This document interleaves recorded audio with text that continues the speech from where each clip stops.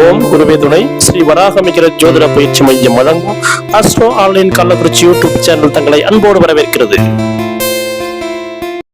அனைவருக்கும் வணக்கம். இப்போ நான் பேச போகிற தலைப்பு ஜீவனஸ்தானம். ஜீவனஸ்தானம் எடுத்து ஒரு ஜாதக ரீதியாக 10ஆம் இடம். ஒருத்தன் சம்பாதிக்கிறான் அப்படிதான் அவனுக்கு மனுஷன் பதவி உண்டு, எல்லாமே உண்டு. சம்பாதிக்கலாம் அவனுக்கு யாரும் மதிக்க மாட்டாங்க. அப்போ சுய சம்பாத்தியம் இருக்குது, அடுத்தவங்க கையை வச்சு சம்பாதிக்கிறது இருக்குது, ஓடி ஓடி சம்பாதிக்கிறது, உட்காந்து சம்பாதிக்கிறது இருக்குது. சம்பாத்தியத்தில் எத்தனையோ ரகம் இருக்குது. இன்னைக்கு என்ன தேதி? எத்தனாவது? 17வது கர்த்தரங்க மாநாடு. இன்னைக்கு 17. நான் பிறந்தது 26ஆம் தேதி. என் நம்பரும் 8. இன்னைக்கு வந்துக்கிறது 8. எனக்கு 8ன்றது நல்ல ரொம்ப ராசியான நம்பர். அப்ப இன்னைக்கு கொடுத்துக்கிறது சனி பகவானுடைய தலைப்பு தான். அப்போ ஒரு ஜாதகத்துல சனி பகவான் நீச்சமானாலும் சரி, உச்சமானாலும் சரி, சனி திசையில யாருமே கெட்டவங்க சரித்திரமே இருக்காது. எந்த ஜாதகத்துல எங்க வேணாலும் பாருங்க. ஒரு ஜாதகத்துல ஒரு குரு தசையில பிறகுறான்னு வச்சுக்கோங்க. அப்ப அந்த குரு தசை அவருக்கு பலன் அளிக்குதோ அளிக்கல தெரியாது. ஆனா சனி திசையில அவன் சாதிப்பான். கண்டிப்பா உண்டு. எந்த ஜாதகம் பண்ணாலும் நீங்க பார்த்துங்க. சனி திசையில யாருமே ஒரு தொழிலே ஒரு பட்டம் பதவி முன்னேற்றத்தை எதையா இருந்தாலும் கொடுத்துட்டு போயிடும். மற்ற புதன் தசையை மட்டும் அதெல்லாம் இல்லை. ஆனா சனி தசை கண்டிப்பாக அவனுக்கு ஒரு நல்ல பட்டம் பதவி கொடுத்துட்டு போகும். சரி, ஒரு தொழில் செய்வான், முன்னேறுவான்.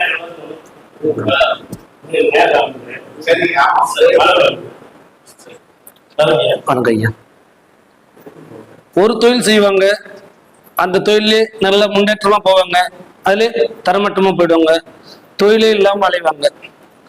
பல தொழில் செய்வாங்க. ஒரே ஆளு பல தொழில் செய்வான். அது எந்த கிரகம் அமைச்சிருந்தா பல தொழில் செய்வான். ஒரே ஆளு பல தொழில் செய்வாங்க, பார்த்திருப்பீங்க. 8ஆம் இடத்து ஆயுள் ஸ்தானம் மட்டும் இல்லை, அவமான ஸ்தானமும் உண்டு. அதே 8ஆம் இடத்து அதிபதி பலம் பெற்றுச்சுன்னா அவனுக்கு அடிப்படும், விரைத்து பண்ணிட்டு இருப்பான். அதே நீச்சமாயி அந்த கிரகம் நீச்சமாயி அந்த தசை நடத்துமே ஆனால் கண்டிப்பாக உச்ச பலனை கொடுக்கும். காலப்புருஷ தத்துவடி 10ஆம் இடம் சனி பகவான். அதை வச்சுதான் ஜீவனத்தை சொல்ல முடியும். அப்போ ஒரு மனுஷனுக்கு இப்ப பஞ்சநேத்திர பத்தில நேத்திரம் ஜீவன் கொடுத்துருப்பாங்க. அவனுக்கு அந்த நேத்திரமும் இருக்கணும், ஜீவனும் இருக்கணும்.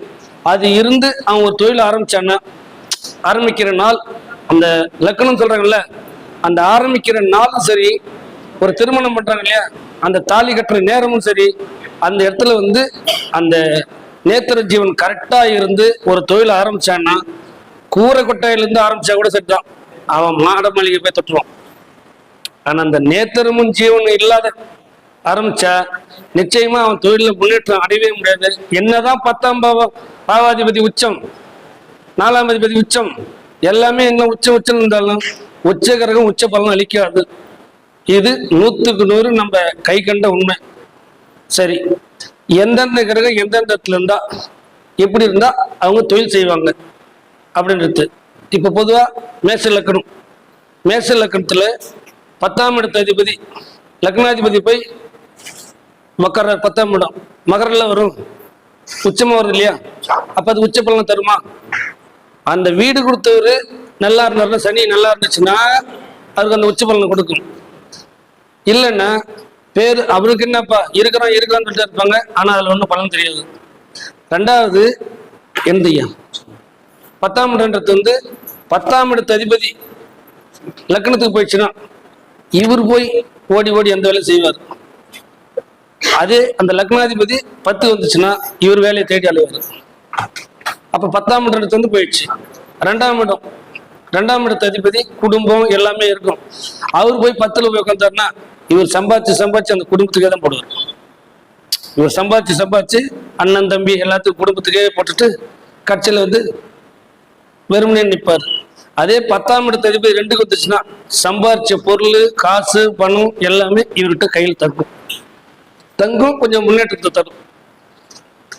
அந்த இடத்துல ஒரு நீச்ச கிரகமும் இல்ல, இப்ப ஐயா வெள்ளையா சொன்னாப்புல 3, 8 அதிபதிகள் எந்த இருந்து வந்துச்சுன்னா அது அவ்வளவு பலன் தராது சொன்னாங்க. என்னுடைய அனுபவ ரீதியை சொல்றேன், இதுக்கு நீங்க ஆட்டு பாருங்க. 8ல இருந்து ஒரு கிரகம் தசை நடத்தி, நல்லா கேட்டுங்க, 8ல இருந்து ஒரு கிரகம் தசை நடத்தி 8ஆம் அதிபதி யாரோ அவரு சாரத்துல நின்று நல்லா 8ல இருந்து ஒரு கிரகம் தசை நடத்தணும். அதே 8ஆம் அதிபதி நட்சத்திர சாரம் வாங்கியிருக்கணும். அப்படி அந்த நட்சத்திர சாரம் வாங்கி அவன் அந்த தொழில் செய்யும் போது திடீர் முன்னேற்றத்தை அடையிறாங்க. எட்டவன் கெட்டில் கிட்டிரு ராஜயோகம், கெட்டவன் கெட்டில் கிட்டுறாங்க எல்லாரும் சொல்றது அப்படி கிடையாது. எட்டவன் கெட்டில் கிட்டிரு ராஜயோகம், 8க்குரிய கிரகம் கெட்டணும், அந்த சாரம் வாங்கிக்கணும். அதி முன்னேற்றம் ஆயிருக்காங்க. என்கிட்ட அனுபவம் இதே இருக்குது என்கிட்ட. இது இதாச்சு. 3ஆம் இடம் முயற்சி, தைரியத்தை சொல்றது. அப்ப அந்த 3ஆம் இடம் வலுத்து 10ஆம் இடத்துல போய் வச்சுன்னா எந்த ஒரு வேலையும் தைரியமா செய்வாங்க. எந்த ஒரு வேலையும் தைரியமா செய்வாங்க. இன்னைக்கு ஒன்றும் பதட்டம் இல்லையா, நல்லா பேசுறேன். 3ஆம் இடத்தை வந்து முயற்சி, வீரியம், தைரியம் எல்லாம் தொடர்த்து. ஒரு தொழிலை செய்யறோன்னா இந்த வேலையை செய்ய முடியாதுன்னு சொல்லுவாங்க. ஒரு பழமொழி சொல்லுவாங்க, இழைச்சவங்க கூட ஒரு போனால மலைச்சவங்க கூட போகக்கூடாதுன்னு சொல்லுவாங்க. அப்ப என்னன்னா இவன் இழைச்சவனா இருந்தா கூட சரிதான், எந்த ஒரு வேலையும் தைரியமா செஞ்சு தைரியமா முடிச்சுட்டு வருவாப்புல. 3ஆம் இடம் பலம் பெற்றவங்க ஐயா, 3ஆம் இடம் பலம் பெற்றவங்க ஐயா புஸ்தகம் எழுதுவாங்க. ஒரு புஸ்தகம் எழுதுறாங்கன்னா, புஸ்தகம் வெளியிட்டு வருதுன்னா 3ஆம் இடம் பலம் பெற்றா மட்டும்தான் அவங்க புஸ்தகம் எழுதுவாங்க. எல்லாரும் புஸ்தகம் எழுத முடியாது. ஒரு ஜாதகத்துல 3ஆம் இடம் வலுத்து 3ஆம் இடம் பலம் பெற்றவங்க கண்டிப்பா புஸ்தகம் எழுதுவாங்க. எல்லாரும் அதை எழுத முடியாது. அந்த ஐயாவுக்கு அந்த இது வலுத்துருக்குன்னு நினைக்கிறேன். என்னுடைய பாராட்டுன்னு சொல்லிக்கிறேன். 4ஆம் இடம், 4ஆம் இடம் நல்லா வலுத்திருந்து நல்லா சுபகரகமா இருந்து அவர் போய் 10ல போய் உட்கார்றாரு அப்படின்னா யாரால தொழில் லாபம்? பெத்த தாயால இவன் போய் தொழில் செய்வான். பெத்த தாய் சரி, அந்த கிரகம் நீச்சமாயிடுச்சு, இல்லை 3ஆம் இடத்துக்கு போயிடுச்சு. பெத்த தாய்க்கு ஈக்குவலா 2ஆம் தாரம் வரும் இல்லையா, சித்தி. சித்தி வந்து அவங்களுக்கு வந்து உறுதுணையா இருந்து எடுத்து கொடுத்து அவங்க மூலியமா அவங்க தொழில் செஞ்சு 4ஆம் இடம் வலுத்து 4ஆம் இடத்து அதிபதி 10ல போய் உட்காந்துன்னா சித்தி முறையிலையோ இல்லை தாய் வழி வரவிலையோ கொடுத்து வருவாங்க. அது வந்து தாய் வீட்டு சொத்து வரும். 4ஆம் இடத்து அதிபதி 10 போகும்போது தாய் வழி சொத்து வரும். இல்லாட்ட தாய் வீட்டுல இருந்து அங்க மாம்பூட்டில் பொண்ணு கட்டி வருவான். எதனால? அந்த தாய் வழி வரவால பலம் பெறும். ஆனா இந்த மாதிரி சொத்து சொகெல்லாம் வந்துச்சுன்னா 9ஆம் இடம் கட்டுவிடும். தகப்பு வழி வரலாம் சுத்தமா அறவே இருக்காது. 4ஆம் இடம் வலுத்து 4ஆம் இடத்து அதிபதி 10க்கு போயிடுச்சுன்னா தாய் வழி வரவு நல்லா இருக்கும், தகப்பன் வழி சுத்தமா தூங்கிடும். சரியா? 5ஆம் இடம், 5ஆம் இடம்ன்றது வந்து குலதெய்வம்னு சொல்லணும், பூர்வ புண்ணியம்னு சொல்லணும், புத்திரஸ்தானத்தையும் சொல்லணும். இந்த 5ஆம் பாவம் வலுத்து இருந்தாலோ பிள்ளையால லாபம், குலதெய்வத்தால லாபம். 5ஆம் இடம் தான் ஆசை, காதல்னு சொல்றது. அப்ப என்ன அவன் ஆசைப்படுறானோ அந்த ஆசைப்பட வேண்டியதை அவன் பூர்த்தி பண்ணிக்குவான். இப்ப வந்து வண்டி வாங்கணும் அப்படின்னு நினைச்சிருப்பாங்க. வண்டி வாங்கணும்னு நினைக்கும் போது இவன் தொழில் செஞ்சுட்டு இருக்கிறான். ஒரு டாடா ஏசி வாங்கணும், இல்லை ஒரு கார் வாங்கணும் அப்படின்னு நினைச்சிட்டு இருப்பாங்க. அவங்க வீட்டுல வேணாம் வேணாம்னு சொல்லுவாங்க. ஆனா இவன் என்ன பண்ணா 5ஆம் இடம் வலுத்துருக்கு இல்லையா, அவன் புள்ள பிறக்கும், புள்ள பிறந்த பிற்பாடு கண்டிப்பா வாங்கணும் வாங்கி. ஏன்னா பொண்டாட்டியால சாதிக்க முடியாத புள்ள பிறந்த பிற்பாடு அந்த வாகனம் வந்து உட்காரும். சரி, அந்த வாகனம் நிக்குமா கட்சிகளையும்? அப்ப 4ஆம் இடமும் நல்லா இருக்கணும், 5ஆம் இடமும் நல்லா இருக்கணும். 4, 5 நல்லா இருந்துச்சுன்னா குழந்தை பிறந்த பிற்பாடு வாகனம் நிற்கும் அப்படின்னு நான் போன வாரத்துல ஒரு ஜாதகம் பார்த்தேன். நான் அவங்க ரொம்ப கஷ்டவாளி, இன்னும் கூறுவோட தாங்கிறாங்க. அவங்களுக்கு நாங்கள் வந்து 4 சக்கர வாகனம் உங்க வீட்டில் நிற்குமா? அது ஸ்கூல் பசங்க அது மாதிரி அதில் விட்டு ஒன் டிரைவராக போகலாம் தம்பி, இல்லாட்டா இருக்குன்னு சொல்ல அவங்ககிட்ட வண்டி இல்லை, ஸ்கூல் பஸ் 4 பஸ் அவங்க வீட்டுக்கிட்ட நிற்குது. ஆக மொத்தம் அந்த தசா புத்திக்கான நேரம் அந்த வாகனம் வந்து அந்த இடத்துல வந்து நிற்குது. அதில் கொஞ்சம் கூட மாறல. காலப்புருஷ தத்துப்படி 6ஆம் இடம் கன்னிராசி வரும். கன்னிராசியில யாரு பிறந்தாலும் சரிதான். கன்னிராசி, கன்னி லக்கணம், எந்த லக்கணமா இருக்கட்டும், எந்த ராசியா இருக்கட்டும், கன்னிராசி ஐயா அவங்க ஆஸ்பத்திரியில போய் பணத்தை கொட்டிட்டு வருவாங்க ஐயா. ஏன்னா மருத்துவ ராசி கன்னி, ரைட்டு தானே ஐயா? 6வது ராசி காலப்புருஷத்தை 6வது ராசி மருத்துவ ராசி. கன்னிராசி பிறந்தவங்க கண்டிப்பா ஹாஸ்பிட்டல்ல இவங்க சம்பாதிக்கிறத பாதிக்கு முக்கால ஒண்ணு அவங்களுக்கு செலவு பண்ணுவாங்க, இல்ல மனைவிக்கு செலவு பண்ணுவாங்க, இல்ல பிள்ளைக்கு செலவு பண்ணுவாங்க, இல்ல அப்பா அத்தை ஏதாத்தாலும் போயிட்டே இருப்பாங்க. ஆனா கன்னிராசி யாருக்கு பார்த்தாலும் எல்லாருக்கும் பார்த்துங்க அவங்க உடம்புல கத்தி வைப்பாங்க, அந்த குடும்பத்துல கத்தி வச்சிருப்பாங்க. அப்ப என்ன பண்ணுது? 6ஆம் இடத்து அதிபதி 10க்கு போச்சுன்னா மருத்துவத்தை செஞ்சே, அதே அவங்க மருத்துவர் இருந்தாங்கன்னா டாக்டர் இருந்தாங்கன்னா அது மாறும். அதே 10ஆம் இடத்து அதிபதி யாருக்கு போயிடுச்சுன்னா பூரா கடன்லயே போயிடும். கடன்ல போய் இதுவாயிடும். அப்போ ஒரு தொழிலை செஞ்சு கடன்காரனால 10ஆம் இடத்து அதிபதி 6ல போய் உட்காந்துச்சுன்னா ஒரு தொழிலை செஞ்சு கடன்காரனே போண்டி ஆயிடும். சரிங்களா? 7ஆம் இடம் பொண்டாட்டி மனைவி சொல்லலையா, அது கூட்டாளின்னு சொல்லலாம். அந்த இடத்துல ஒரு நண்பனால ஒரு தொழில் செஞ்சு முன்னேற்றம் எத்தனை பேர் இருக்காங்க. மனைவி சரியான கஷ்டவாளியா இருப்பாங்க. அந்த வீட்டுல இவர் போய் பொண்ணு எடுப்பார். அது வந்த நேரம் படிப்படியா முன்னேற்றம் வரும். அதே மனைவி இவங்க 7ஆம் இடத்துல 10 போச்சுன்னா நான் சொல்றது.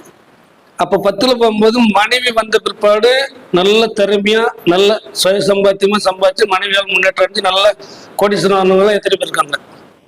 அதே கூட்டாளி நல்லா இருந்து 7ஆம் இடம் தான் பார்ட்னர்ஷிப், அவன் தலையெடுத்து கொடுத்து இந்தாடா இந்த மாதிரி வச்சு தொழில் ஆரம்பி,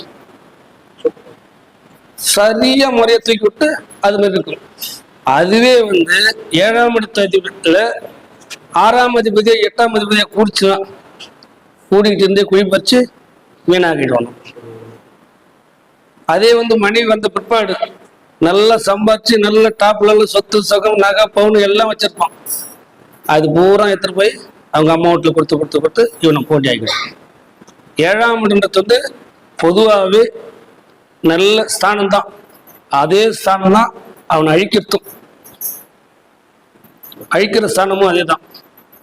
8ஆம் இடம் இதுல பொதுவா 8ஆம் இடம்ன்றது அப்படி இப்படிலாம் சொல்ல தேவையில்லை. 8ஆம் இடத்து அதிபதி 10க்கு போயிடுச்சுன்னா பல தொழில் பண்ண 4 தொழிலும் செய்வாங்க. ஆனா கடைசியில எந்த தொழிலும் இல்லை, அப்படியே கட்சியில முடிவு பண்ணி வைப்பாங்க. அத்தனை தொழிலும் அவங்க கிட்ட கையில் இருந்துட்டே இருக்கும். இது வேணா ஆராய்ச்சியில பாருங்க. தப்பு இருந்தா அடுத்த கர்த்தர்களுக்கு சொல்லுங்க, ரைட் இருந்தாலும் சொல்லுங்க. 8ஆம் இடத்து அதிபதி 10க்கு போயிடுச்சுன்னா பல தொழில் பண்ண. அதே 10ஆம் இடத்து அதிபதி 8க்கு வந்துச்சுன்னா ஆயுசு கட்டி ஆயுசு பூர்ண ஆயுள் நல்லா இருக்கும். இது கெட்டது கிடையாது. 9ஆம் இடம் தகப்பனை பத்தி சொல்றது.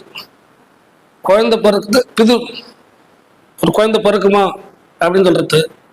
9ஆம் இடம் நல்லா இருந்தாதான் எது வேணாலும் அர்த்த பூரா கிடைக்கும். பழமை சொல்லுவாங்க, ஆசை இருக்குது தாசில்தாரா போவ, அம்சம் இருக்குது கழுதம் வைக்க சொல்லுவாங்க. ராசி கட்டத்துல பலமா இருந்து அம்சத்துல பலம் இருந்துட்டா ஒன்றும் பண்ண முடியாது. 10வது படிச்சுட்டு 1000 கணக்கில் சம்பாதிக்கணும். இன்னைக்கு டிகிரி படிச்சு விட்டு கரும்பற்றணும் இருக்கணும். இது 9ஆம் இடம் கட்டம். அப்ப என்னன்னா, அப்ப இந்த 9ஆம் இடத்து அதிபதி 10க்கு போயிடுச்சுன்னா தகப்பன் வழி, தகப்பன் தொழில், தகப்பன் செஞ்ச தொழில் அவன் செய்வான். டாக்டரா தான் மருத்துவம் பண்ணுவான், இல்லை எந்த வேலை விவசாயம் இருந்தால் விவசாயத்தை நல்லா பண்ணுவோம், இல்லை பண்ண வச்சு நடத்துவாங்க. அதை அப்படியே அந்த தொழில் மெயின்டைன் பண்ணுவாங்க. அப்ப யார் தகப்பன் பாட்டன் செஞ்ச இதை 9ஆம் இடத்து அதிபதி 10க்கு போயிட்டு பிற்பாடு கண்டிப்பா அந்த வழி வம்சா வழி தொழிலை செய்வாங்க. பார்ப்பர் இருக்கிறாங்க, அவங்களுக்கு பின்னால் அந்த தொழில் செய்வாங்க. அந்த பலம் இருந்தா மட்டும்தான் தகப்பன் வழி தொழிலை செய்வாங்க, இல்லைன்னா செய்ய முடியாது. 10ஆம் இடத்து அதிபதி 10ல இருக்கிறாரு. அப்ப 10ல இருக்கும்போது அவரு எப்படி பார்த்தாலும் அவர் தொழில அவர் பலமா இருந்தா பலமான தொழில், பலம் இல்லாம இருந்துச்சுன்னா பலமற்ற தொழில். இதுக்கு உறுதுணையா 3ஆம் இடத்து அதிபதியோ 7ஆம் இடத்து அதிபதியோ 9ஆம் இடத்து இவங்க யாராவது இருந்து ஊக்குவிச்சாங்கன்னா போதும், இவர் ஜோரா வந்துடுவாரு. 6, 8, 12 தொடர்பு இருந்துச்சுன்னா அந்த தொழிலை செஞ்சு அவங்க வட்டி கட்டி தொழில் செஞ்சுக்கிட்டே இருப்பாங்க. தொழிலையும் விட மாட்டாப்புல, ஆனா வட்டி கட்சிகளையும் பைனான்ஸ் கட்டிக்கிட்டே இருப்பாங்க. 10ஆம் இடத்து அதிபதி 11க்கு போச்சுன்னா நல்ல லாபத்தை எடுப்பாங்க. மூத்த சகோதரனுக்கு கொடுத்தே கட்டுறோம், மூத்த சகோதரிக்கு சீர் செஞ்சே கட்டுறோம். இவனுக்கு மூத்தவங்கிறாங்க இல்லையா, அக்காவா இருக்கலாம் அண்ணனா இருக்கலாம், இவன் சம்பாதிச்சு மூத்த சகோதரனுக்கு கொடுத்துட்டே இருப்பாங்க, மூத்த சகோதரி கொடுத்துட்டே இருப்பாங்க. அதே 11ஆம் இடத்து அதிபதி 10க்கு வந்துட்டு பிற்பாடு என்ன பண்ணுவாங்கன்னா எல்லாரும் கொடுத்து உதவுவாங்க. இந்தாப்பா நீ தொழில் செஞ்சு நீ முன்னேறு அப்படின்னு சொல்லி இவங்க எல்லாம் கொடுத்த 10ஆம் இடம் பத்தி சொல்றது. 10ஆம் இடத்துல இருந்து 12க்கு போயிடுச்சுன்னா என்ன பண்ணுவாங்க?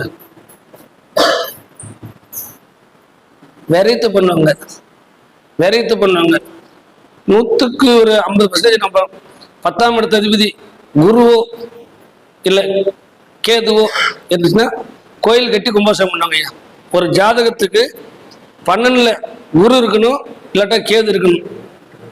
அது 10ஆம் இடம் தொடர்பு இருந்துச்சுன்னா கண்டிப்பாக கோயில் கட்டி கும்பாபிஷேகம் பண்ணுறது ஆணித்தரமா சொல்லணும். இதுல கொஞ்சம் கூட மாறாது. அதே விரையாதிபதி 12ஆம் இடத்து அதிபதி 10ல உட்காந்து அது போய் ஆட்சி உச்சமா இருந்துச்சுன்னா இறைத்த பூரா சம்பாதிச்சதை பூரா கொடுத்துக்கிட்டே இருப்பாங்க. இது பொதுவாகவே பலன். இப்ப சாதாரணமா ஒரு வாகன யோகம் இருக்கு இல்லையா, எல்லார் வீட்லயும் வாகனம் இருக்காது. 10, 4, 5 தொடர்பு இருக்கணும். 10, 4, 5 தொடர்புனா அந்த வீட்டுல வாகனம் இருந்துட்டே இருக்கு இல்லையா. அதுல சுக்கரனும் சனியும் நல்லா இருந்துட்டா கண்டிப்பா வாகனம் இருந்துட்டே இருக்கும். அதே மாதிரி 4ல ராகு இருந்துச்சுன்னா 2 வண்டி, 2 ஊர்ல தொழில், 2 வீடு, 2 பொண்டாட்டி, எல்லாமே 4ல ராகு இருக்கும்போது 2 2 வரும். ஏன்? பாம்பு நாக்கு 2. அதனால வண்டி 2, வாகனம் 2, வீடு 2, சொத்து 2, சொகம் 2, தொழில் 2, எல்லாமே 2 2 அமையும். 4ல ராகு இருந்து இது கண்டிப்பா அமையும். இதுல கொஞ்சம் கூட மாறாது ஐயா. ராகுவே மேல் கரகணும், சொந்த வீடே இல்லை. அதுல எல்லாரும் நீங்க ஆட்சி உச்சம் சொல்றீங்க, சொந்த வீடே இல்லை அந்த கிரகத்துக்கு. அது எப்படி அவங்க MP MLA அவங்க ஒரு தலைவர் ஆக முடியும்?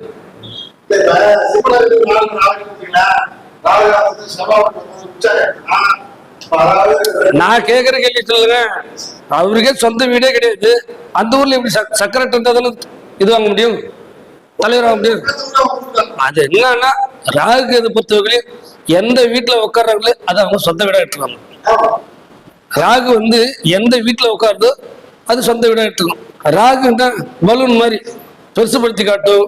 கேது இரு அமைதியா இரு, ஒன்னும் அவசரம் இல்லை அப்படின்னு சொல்லிட்டு கேது தசையில சுக்கர புத்தி நல்லா ஒவ்வொன்று இருக்காங்கன்னு சொல்லுவாங்க. அந்த சுக்கரனுடைய செய்யற வேலை அப்படி அமைக்கணும், கேதுனுடைய வேலை அப்படி அடக்கி வச்சுக்கணும். ராகு அப்படி கிடையாது. ராகு தசையில சுக்கர புத்தி, சுக்கர தசையில ராகு புத்தி மேல தூக்கி விட்டுரும். இளம் வயசா இருந்துச்சுன்னா லவ் மேரேஜ் நடக்கும், ஓடி போய் கல்யாணம் பண்ணுவாங்க. அது ராகு தசையில பிடிக்கும். அது ஓடி போய் கல்யாணம் பண்றதோட இல்லை, அவங்க கல்யாணம் பண்ணி போலீஸ் ஸ்டேஷன் கொண்டு வருவாங்க. பிரிக்கவே முடியாது. எங்க அப்பனுக்கு எனக்கு ரத்த வயசு சொந்தம் இல்லை அப்படின்னு எழுதி கொடுத்துட்டு போயிடும். அதுவே கேது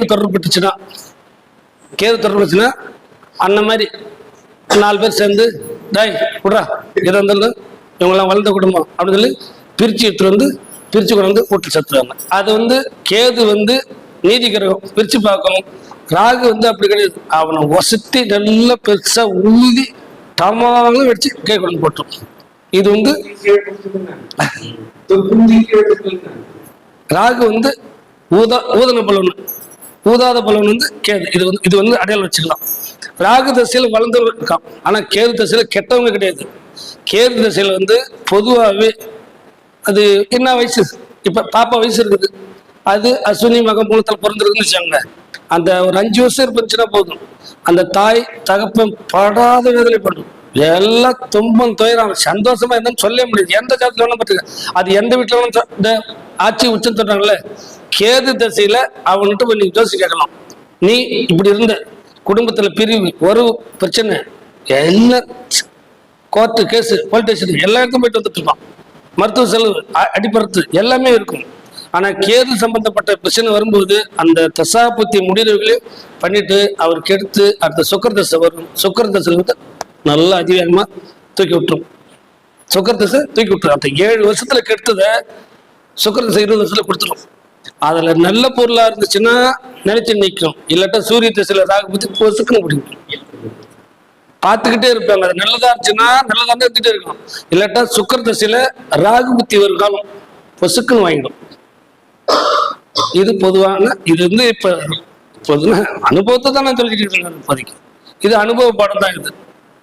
இதை விட முக்கியமான ஒன்று நான் அதுக்கேற்ற சொல்லணும்னு பார்த்தேன். இப்ப நம்ம கிட்ட படிக்கிறோம், நம்மளும் 4 பேர்த்த உருவாக்கணும். வாழை மரம் இருக்கு இல்லையா, ஒரு வாழைக்கட்டை வைக்கிறோம். அந்த வாழை மரம் வந்து ரெண்டாவது ஒரு இடக்கண்ணு கொண்டு வரும். அது இது தலை போறதுக்குள்ள அது கொண்டு வரும். மூணாவது தலைமுறை பேரம் பேத்தின்ற இடக்கண்ணு கொண்டு வரணும். அது மாதிரி இது வரையிலும் நான் படிச்சுக்கிட்ட எத்தனையோ வாத்தியத்தை படித்தேன். ஒரு வாத்தியார் கூட இது மாதிரி உருவாக்கல. அவரு கேழ்வல் ஐயா வந்திருந்தாரு, அது கடல்.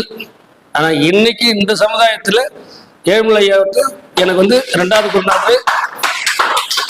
இன்னைக்கு என்னை மேடை ஏறி பேசி அழகுபடுத்தினவர் அவரு. நான் என்னன்னு சொல்றதுன்னு எனக்கு தெரியல. ஆனா வாழ்த்தவும் முடியாது, வாழ்த்தாம இருக்கவும் முடியாது. அவர் இன்னைக்கு வளர்த்துட்டு இருக்கத்தால நானும் வளரணும், அவரையும் வளர்க்கணும். ஆனா இப்ப அடிக்கடி கூப்பிட்டு இருந்தாலும் என்னால வர முடியல. இப்போதைக்கு என் வேலை என் பிள்ளை எடுத்துட்டாங்க. இனிமேலுக்கு எல்லா கருத்துறதுக்கு கண்டிப்பா வருவேன். அப்பைக்கப்போ ஒரு தலைப்பை தான் பேசணும். சரிங்களா? ஒரு சின்ன ஒரு பிரியா எலுமிச்சம் பழம் ஏயா பேர் இருந்துச்சு? சந்தோஷம்.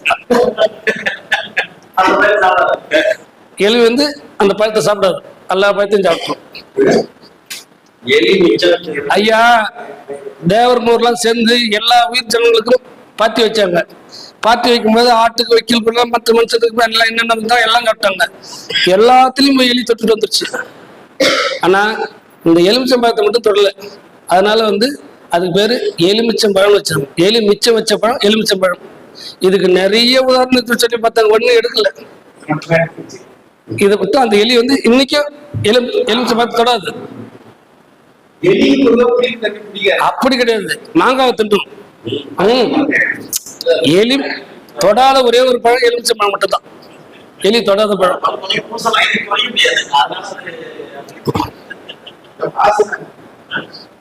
சரியா?